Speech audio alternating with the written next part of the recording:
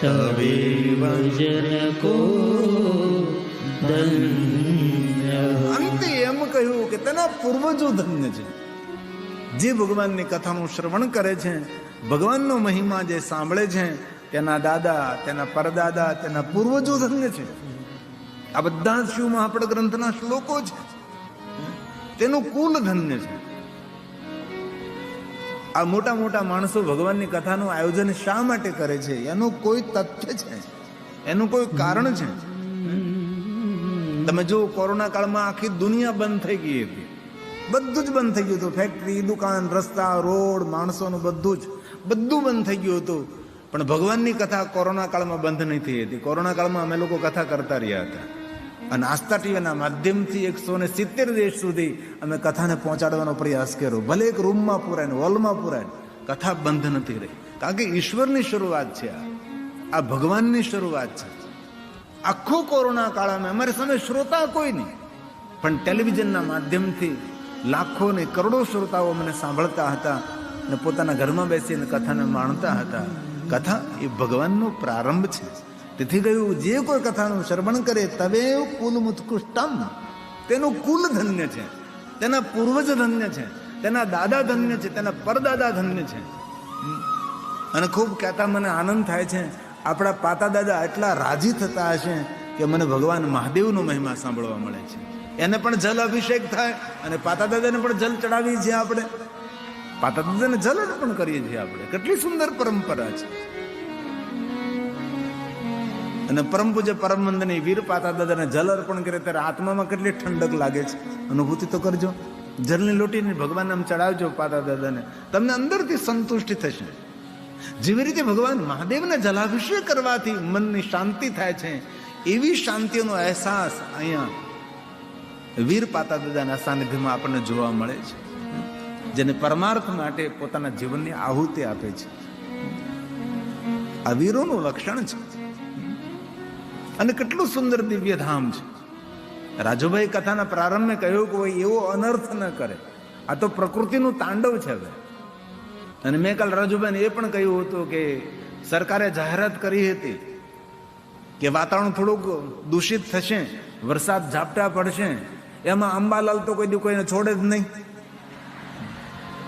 હવે તો અમારે અંબાલાલ બાપા પાસે જવું પડશે કે તમે કયો ત્યારે કથાના મુહૂર્ત આપીએ અમે. લ્યો,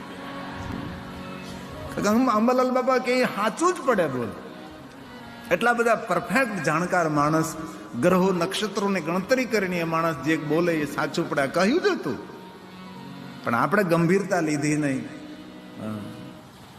અને ઘણા સમય પહેલા આગાહી થઈ હતી, પણ આપણે એટલું બધું ઘણી વાર આગાહીને બધી આપણે ગંભીરતાથી લેતા ન હોય એટલે સ્થિતિ નિર્માણ થાય. અને ઘણા બધા મંડપો, મોટા મોટા મંડપો.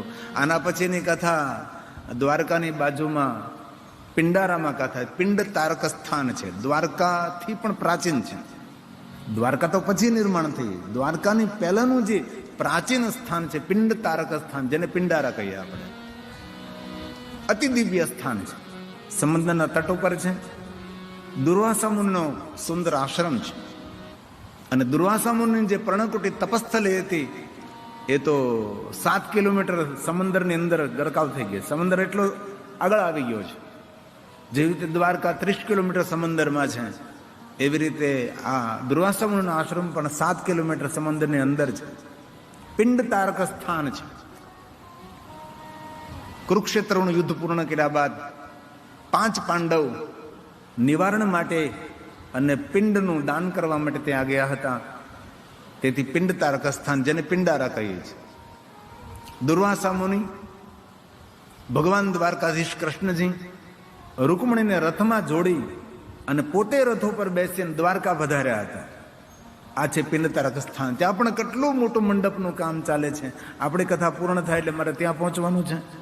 આટલું મોટું આયોજન છે. આહિર સમાજનું સમગ્ર ભારતના દેશ વિદેશના આહિરો એકત્ર બની અને સુંદર ભગવાન મહાદેવની ભવ્યાતીત ભવ્ય કથાનું આયોજન કરી રહ્યા છે. અને એ કથા મારે 2 ટાઈમ કરવાની છે, 9 થી 12 ને 3 થી 6. 9 દિવસ માટે આ કથાનું ગાયન કરવાનું છે. ત્યાં પણ થોડી મંડપને આમ તેમ થયું અને પવન છે, થાય. પણ ખરેખર મારી પાસે શબ્દો નથી તમારી મહેનતના તમારા પુરુષાર્થનું વર્ણન હું કેવી રીતે કરી શકું. એટલી મહેનત, એટલો પુરુષાર્થ, એટલી શિસ્તબંધ પાછા કથા સાંભળવા માટે બેસી ગયા. અને ફરી પાછું કથાનો પ્રારંભ છે અને અમારી બહેનો સુંદર મજાનું ડાક ડમરો વાગે અને એ નૃત્ય કરતી હતી. આટલું સુંદર. આ પહેલી વાર અમારા કીર્તન ઉપર નૃત્ય તૈયાર કર્યું હોય તો અમારી દીકરીઓ પહેલી છે. આ 30 વર્ષની યાત્રા. વર્ષોથી આ કીર્તન ગાવ છું, વર્ષોથી આ કીર્તન ગાવ, ડાક ડમરો વાગે ગાવું છે. અત્યારે વચ્ચે તાક ધીના ધીન આ મેદાન છે, આવી જાવ. દીકરીઓ સુંદર નૃત્ય તૈયાર કર્યું છે. દીકરીઓ કાલે પણ, અને એ નૃત્ય એટલું બધું વાયરલ થયું, એટલું લોકો સુધી પહોંચ્યું. કારણ કે વર્ષોથી હું ગાઉં છું, પણ એટલું પરફેક્ટ આ ગીતો નૃત્ય તૈયાર કરનારી આ અમારી પ્રથમ દીકરીઓ છે, અમારી પ્રથમ બહેનો છે.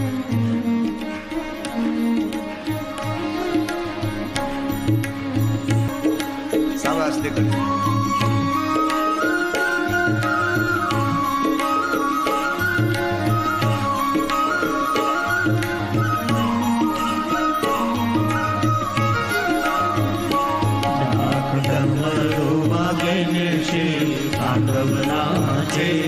શિવ તાંડવ નાચે, મને વાલો વાલો શિવજીનો નામ લાગે. લાખ ડમરો વાગે ને શિવ તાંડવ નાચે, શિવ તાંડવ નાચે, મને વાલો વાલો શિવજીનો નામ લાગે. હે મહાદેવ, હે મહાદેવ, હે મહાદેવ, હે મહાદેવ.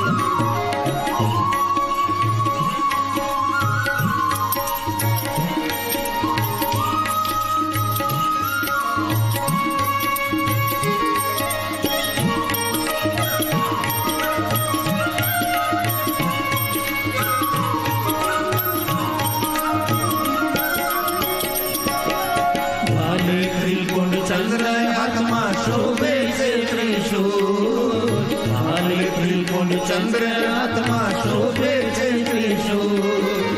કાને કુંડળ ગળે સર્પો પહેરા છે અદભુત, કાને કુંડળ ગળે સર્પો પહેરા છે અદભુત. શિવ તાંડવ નાચે ને 14 બ્રહ્માંડ ગાજે, 14 બ્રહ્માંડ ગાજે. મને વાલો વાલો શિવજીનું નામ લાગે. ડાક ડમરો વાગે ને શિવ તાંડવ નાચે, શિવ તાંડવ નાચે. મને વાલો વાલો શિવજીનું નામ લાગે. હે મહાદેવ, હે મહાદેવ.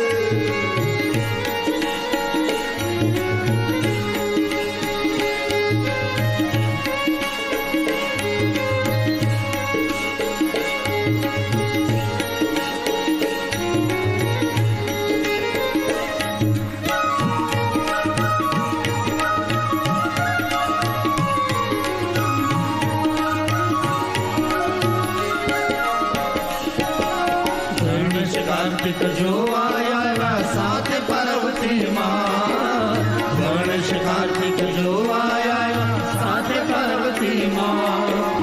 બ્રહ્મા વિષ્ણુ ઇન્દ્ર આયા સૌ સંગાર, બ્રહ્મા વિષ્ણુ ઇન્દ્ર આયા સૌ સંગાર.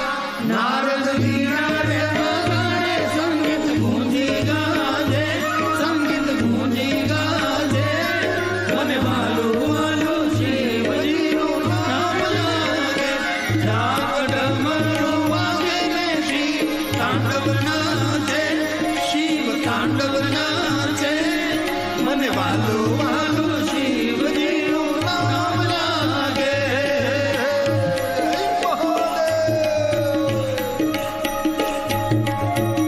बाबा को याद करे, जीवन में फरियाद नहीं रहेगी.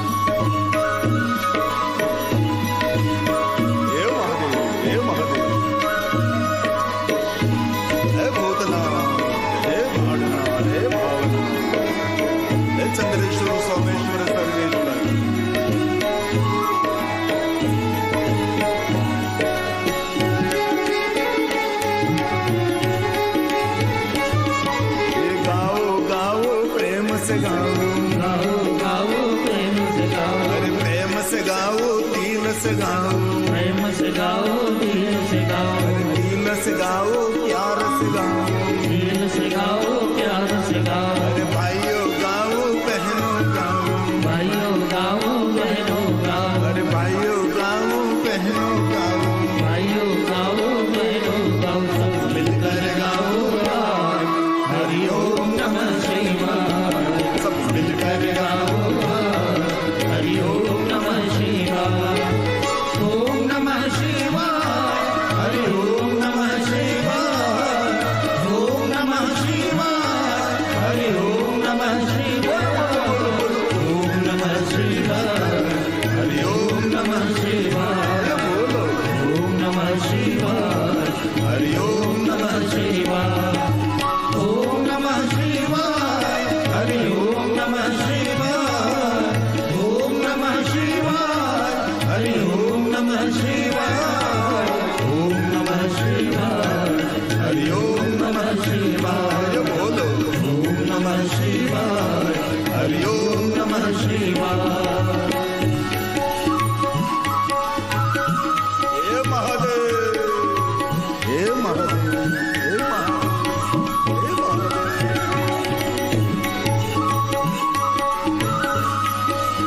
महादेव, महादेव की कीर्तना, परम महादेव, महादेव, हे महादेव, हे महादेव।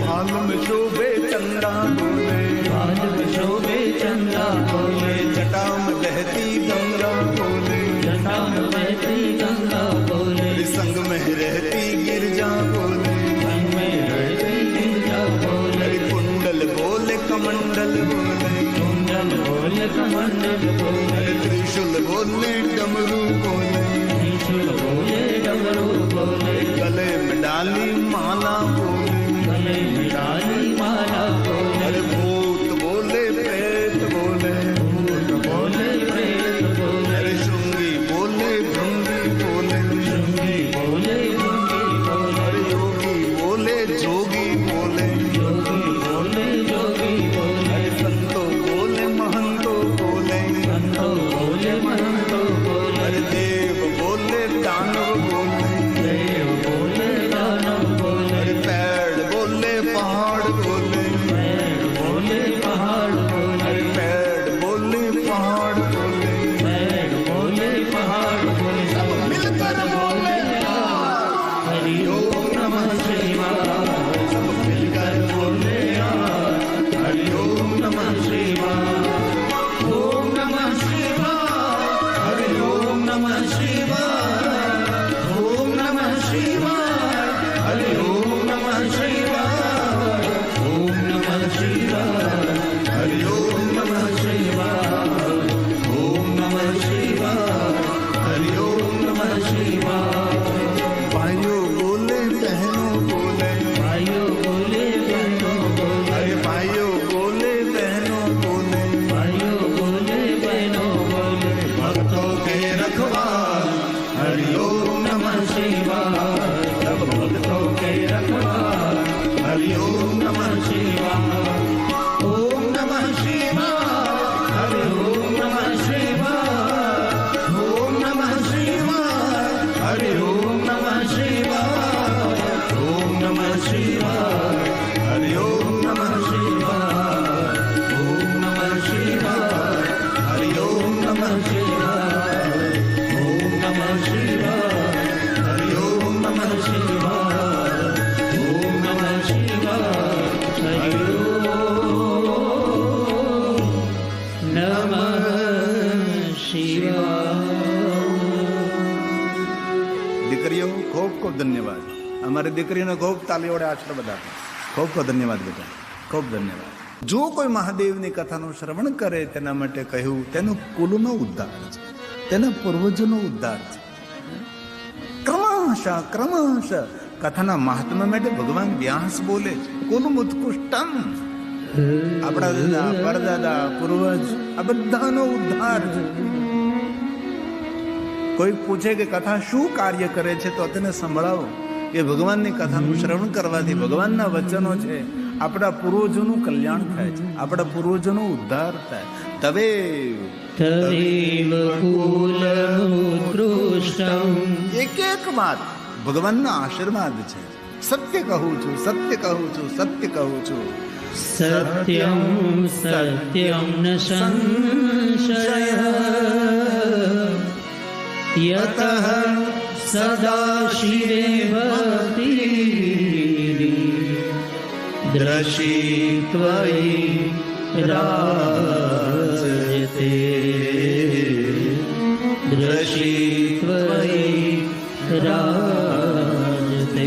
શું મહાપડ ગ્રંથમાં કહ્યું કે જે મનુષ્ય ભગવાન મહાદેવને પોતાના જીવનના સાક્ષી સ્વરૂપે જોતો નથી અને જે ભગવાન મહાદેવનું પૂજન નથી કરતો તે મનુષ્યને મૂર્ખ સમજવો, આવું ભગવાને કહ્યું છે. ન પશ્યંતિ મહાદેવમ. આપણા જીવનના સાક્ષી કોણ છે? સ્વયં ભગવાન મહાદેવ છે.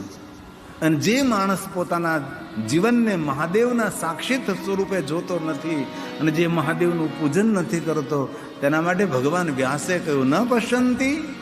ન પશ્યન્તિ મહાદેવમ. પશ્યંતિ એટલે જોવું.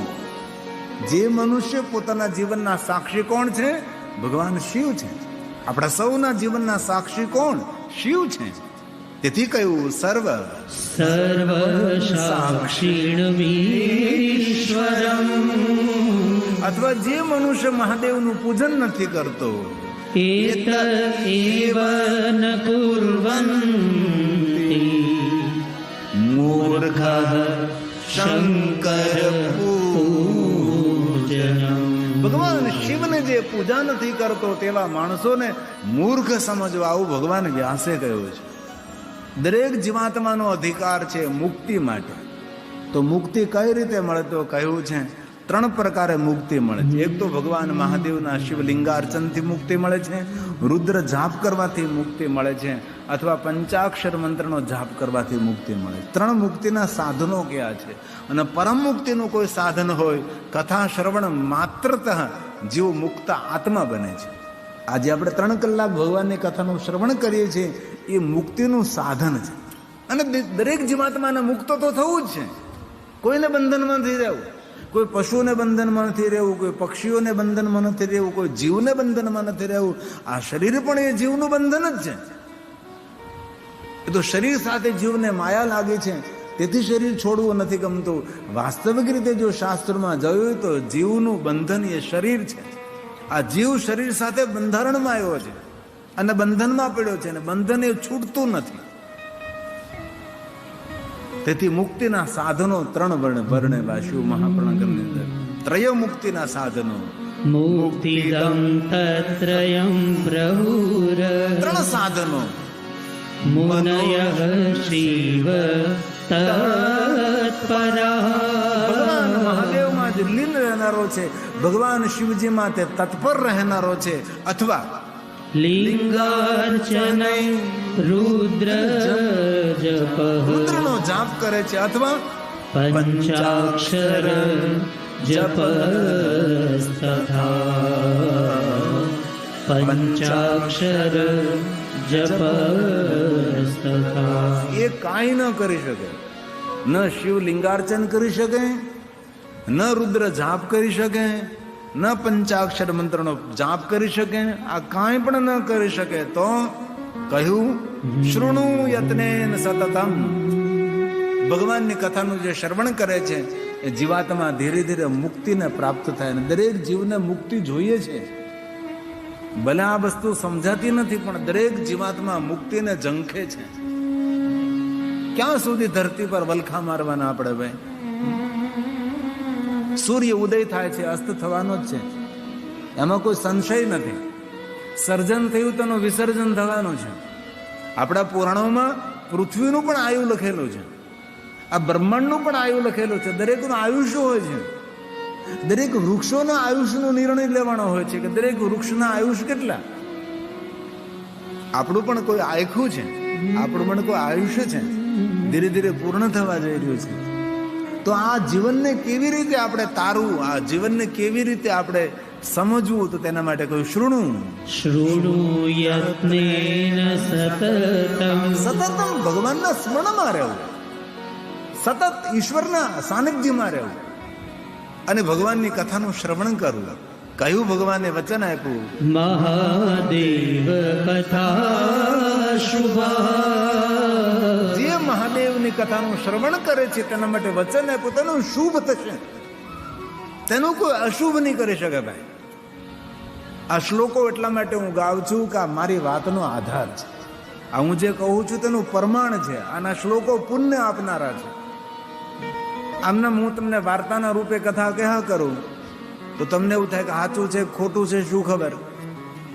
સાચું છે તેનો અર્થ એ છે કે આ શિવ મહાપડ ગ્રંથનો શ્લોક છે અને એક એક શ્લોક આપણા લોકને પાવન કરે છે. તેથી ઘણું સમજાય, ઘણું ન સમજાય, ઘણું યાદ રહે, ઘણું ન યાદ રહે, પણ શ્રવણ માત્ર આ કથાના શ્રવણ કરવા માત્રથી માણસનું શુભ થાય છે. આવું ભગવાને આપણા ધર્મ પુરાણોમાં કહ્યું છે અને જે કંઈ પુરાણોમાં કહ્યું છે તે આપણા ઋષિમુનિઓ કહ્યું છે. અને ઋષિમુનિઓ આપણા પૂર્વજ હતા. ઋષિમુનિઓ આપણા પૂર્વ દાદા દાદા પરદાદા આપણા પિતા હતા. આપણા ઋષિમુનિઓના આપણે સૌ સંતાન છે અને એમની આ બધી જ વાણી છે. તેથી કહ્યું મહાદેવ કથા શોભા, શિવની કથાનું શ્રવણ કર, તારી બુદ્ધિ શિવજીના ચરણોમાં સમર્પિત કર. શિવ બુદ્ધિ કુરુ પ્રીત્યા. તારી બુદ્ધિમાં શિવ પ્રત્યે પ્રેમ થાય એવું તું કંઈક કર. અને જ્યારે આ જીવને શિવ પ્રત્યે પ્રેમ થાય ત્યારે આ જીવનો ઉદ્ધાર થાય છે. આપણે ઉદ્ધાર તો કરવો પડશે ને ભાઈ. ક્યાં સુધી વલખા મારવાના? કાલ સવારે યુવાની પૂરી થઈ જશે આપણી, કાલ સવારે વૃદ્ધાવસ્થા પૂરી થઈ જશે, સંધ્યા ટાણું આવી જશે, ઝાલર સંભળાશે, શંખ સંભળાશે, નગારા સંભળાશે, આ બધું સંભળાતું બંધ થઈ જશે. તેથી દરેક જીવાત્માનું લક્ષણ છે જીવાત્માનો ઉદ્ધાર થવો જોઈએ, તેમનું કલ્યાણ થવું જોઈએ. તેથી તારી બુદ્ધિ તું શિવજીમાં સમર્પણ કર. શિવ બુદ્ધિ, શિવ બુદ્ધિ કુરુ પ્રીત્યા. તારી બુદ્ધિમાં સંસાર સમાયેલો છે પણ સંસારની સાથે તારી બુદ્ધિમાં થોડા શિવજી સમાય. હે જીવ, શિવેષુ સતતમ સતતમ દ્વિજા. હે શિવ ભક્ત, શિવેષુ, શિવેષુ એટલે શિવ ભક્ત. શિવેષુ નો અર્થ શું? મહાદેવનો ભક્ત. મહાદેવના ભક્તને શિવવ્રત કહેવામાં આવે. મહાદેવના ભક્તને શિવવ્રતિ કરવા કહેવામાં આવે. શિવવ્રતમ શૈવેષુ સતતમ. શિવેષુ સતતમ દ્વિજા. તેથી આપણી બુદ્ધિ શિવજીના ચરણોમાં રહે. જો ભાઈ એક વાત યાદ રાખજો, જીવનનો સૂર્ય ક્યારે અસ્ત થાય એની આ દુનિયામાં કોઈને ખબર નથી. આ જીવનનું સત્ય, જીવનનું રહસ્ય છે. તેને સમજવાનો પ્રયાસ કરીએ આપણે. અને એટલે જ ભગવાનની કથા છે. આ સૂર્ય તો 12 કલાકે અસ્ત પામે, પણ આનું તો કાંઈ નક્કી જ નહીં ક્યારે અસ્ત પામે. તેથી એ પહેલાં ગડપણમાં ગોવિંદ ગાશું એ બધી જ મૂર્ખ માણસોની વાતો છે. જીવનમાં ગડપણ આવે ન આવે એની કોઈને ખબર નથી. આજનો ઉગતો સૂર્ય જોયો, કાલે ઉગતો સૂર્ય આપણે જોઈએ ન જોઈએ આ દુનિયામાં કોઈને ખબર નથી. તેથી જીવન પ્રત્યે જાગૃત રહેવાનું. બાળકોથી લઈ, કિશોરથી લઈ, યુવાનથી લઈ, પ્રૌઢથી લઈ અને વૃદ્ધ સાથે હર પલ જીવન પ્રત્યે આપણી જાગૃતિ હોવી જોઈએ. જીવન પ્રત્યે જે જાગૃતિ નથી રાખતો તે માણસ હંમેશા પસ્તાય છે. તેથી આપણે પસ્તાવું નથી. સંસાર તરણો ઉપાય, સંસારમાંથી તરવાનો કોઈને કોઈ ઉપાય શોધવાનો છે. આપણે જે સંસારમાં અત્યારે ગુથાઈ રહ્યા છીએ એમાંથી આપણે પાર કેવી રીતે રહેવું એના ઉપાય આપણે શોધવાના છે. સમંદરમાં મધદરિયે પડ્યા હોય તો કેવી રીતે બહાર નીકળવું એનો પ્રયાસ કરવો જોઈએ. સમંદર તો તરી શકાય જહાજથી, હોડકાથી, વાણથી, કોઈ પણ રીતે, પણ સંસાર સાગરને તરવા માટે શું કરવું? તો ભગવાને વચન આપ્યું છે સંસાર તરણોપાય. શું કરવું જોઈએ? શંકર શિવ પૂજનમ. ભગવાન શિવનું સ્મરણ સમર્પણ કરવું, ભગવાન શિવનું પૂજન કરવું તો સંસાર તરી શકાય છે. તતસ્ત્વં સર્વભાવેન ભાવપૂર્વક, આદરપૂર્વક શિવ પૂજય શંકરં શિવ પૂજય શંકરં. હવે ભગવાન એમ કહે છે, હું પુરુષ માટે નથી કહેતો, નર નારી સૌ માટે કરું છું. નરો ભવતુ વા નારી. આ વાત જે અહીંથી કહેવાય છે એ વાત ખાલી પુરુષો માટે નથી કહેવાતી. આ જેટલી વાત પુરુષો માટે કહેવાય છે એટલી જ વાત બહેનો માટે પણ કહેવાય છે. એવું ભગવાને ચોખવટ કરી છે. આ જે કાંઈથી બોલું છું એ આપણા સૌ માટે છે. આવું ભગવાને કહ્યું છે. નરો વા ભવતુ નારી. નરો ભવતુ વા નારી. હે નર હે નારી, મામ વ્યર્ચે સદા શિવમ. તું શિવનું ભજન કર, તું શિવનું ભજન કર, શિવનું ભજન કર. ધર્મ અર્થ કામ મોક્ષ તારી પાછળ પાછળ આવશે. મુક્તિ તારી દાસી બની જશે. તું શિવનું ભજન કર, શિવનું ભજન કર. શિવ મહાપડ ગ્રંથ કહે તું મહાદેવનું ભજન કર. ધર્મ અર્થ કામ મોક્ષ તારી પાછળ પાછળ દોડતા આવશે અને મુક્તિ તારી દાસી બની જશે. આવું ભગવાને કહ્યું છે. ધર્મમર્થં ચ કામં ચ પ્રાપ્ય મુક્તિં ચ વિંદતિ. પ્રાપ્ય મુક્તિં ચ વિંદતિ. તેથી આ વાતને આપણે ગંભીરતાપૂર્વક લેવાની છે. આ કથા શા માટે આપણે આયોજન કર્યું છે? સાંભળવા માટે આયોજન કર્યું છે. અને સાંભળ્યા પછી તેનું મનન કરવાનું છે. મનન કર્યા પછી જીવનમાં ઉતારવાનું છે ને ભવસાગર તરવાનું છે. ભવસાગર ક્યારે તરી શકાય? જ્યારે જીવનમાં કથા ઉતારીએ. જ્યાં સુધી કથા ન ઉતરે ત્યાં સુધી ક્યાંથી તરી શકાય? તરવું તો છે જ. આપણે કોઈને ડૂબવું નથી. તો ભવસાગર તરવાનું સાધન કયું? તો કહ્યું શિવ મહાપણમ તિલકમ ખલુ સતપુરાણમ. સત્યથી ભરપૂર ભરેલું આ પુરાણ છે. વેદ સંમત ગ્રંથ છે. વિલક્ષણ રીતે કહેવાયેલો ગ્રંથ છે. જે કોઈ પાઠ કરે છે, પૂજન કરે છે, શ્રવણ કરે છે, લવેત પરમામ ગતિમ વે, તે જીવાત્માની પરમ ગતિ થાય છે. જીવાત્માનું પરમ કલ્યાણ થાય છે. આ કલ્યાણ કરનારી કથા છે. જીવનના સુખ આપનારી કથા છે. જીવનની કામના મનોકામના પૂર્ણ કરનારી ભગવાનની કથા છે. કેટલા ડાયા માણસ, સજ્જન માણસો કેટલી સુંદર સુંદર કથાનું આયોજન કરે છે. આ કથાનું આયોજન કરવામાં કેટલો સમયનો ખર્ચ થયો, કેટલો સંપત્તિનો ખર્ચ થયો. અને જો આપણે મંડપમાં બેસીને કથાનું શ્રવણ ન કરીએ તો આપણને કેટલું મોટું નુકસાન પડે.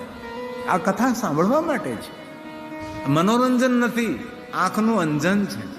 દ્રષ્ટિ બદલે છે, જીવન બદલે છે, જીવન શૈલી બદલે છે, વિચારધારા બદલે છે, ખાણીપીણીને વાણી બદલે છે. કથા સિર્ફ મનોરંજન નથી. નાચવું, હસવું એ તો જીવનનું અંગ છે. પણ જીવનનું તાત્પર્ય કયું? જીવનનું તથ્ય કયું? જીવનનો અર્ક કયો? તો કે ભવ પાર્થવું છે. તો ગ્રંથ મનુષ્ય માટે કલયુગની અંદર આશીર્વાદ રૂપ છે તેમ કહ્યું છે. આ ભગવાન બોલ્યા છે. તે જન્મ ભાજ ખલુ જીવલોકે. આ લોકની અંદર એ જ મનુષ્ય ધન્ય છે. શિવ મહાપણમ તલકમ ખલુ સતપુરાણમ વેદાંત વિદવિલસ્ત પર વસ્તુ ગીતમ. જે પુરાણનું ગીત ગાય છે, જ્યાંનું ગાયન કરે છે, તિલક સમાન છે. આપણે ગમે એટલા સોના ચાંદીના આભૂષણો પહેર્યા હોય, ગમે એટલા સુંદર આપણે બ્રાન્ડેડ વસ્ત્રો પહેર્યા હોય, મૂલ્યવાન, પણ તે શુભ નથી. શુભ કઈ વસ્તુ છે? ભાલમાં તિલક. એ આપણું શુભ છે. એ આત્માનું સ્વાગત છે. આ શરીરનું હલનચલન આપણાથી નથી થતું. આમાં આત્મા નિવાસ કરે છે એટલે શરીરનું હલનચલન થાય છે. આત્મા જતો રહે તો શરીર નથી રહેતું, શબ બની જાય છે. તેથી આપણા આત્માનું સ્વાગત છે, ભ્રુકુટીમાં નિવાસ કરે છે. તેથી તિલક કરવું જોઈએ. તિલક હંમેશા શુભ છે. તિલક હંમેશા મંગલ છે. તેથી તિલકની ઉપમા આપી છે. શિવ મહાપુરુષ શું છે કે સર્વ પુરાણોમાં તિલક સમાન છે. શૈવમ પુરાણ તિલકમ ખલુ સત્પુરાણમ. સત્ય વસ્તુ ભરપૂર ભરી છે આ પુરાણની અંદર. કેવું પુરાણ છે? વેદાંત વેદ વિલસત પર વસ્તુ ગાય છે, જે કોઈ પુરાણને સાંભળે છે, જે કોઈ પુરાણનો પાઠ કરે છે, પારણ કરે છે અથવા શ્રવણ કરે છે, એના માટે વચન આપ્યા છે, યો વે પઠે ચ શૃણુયાત પરમાદરે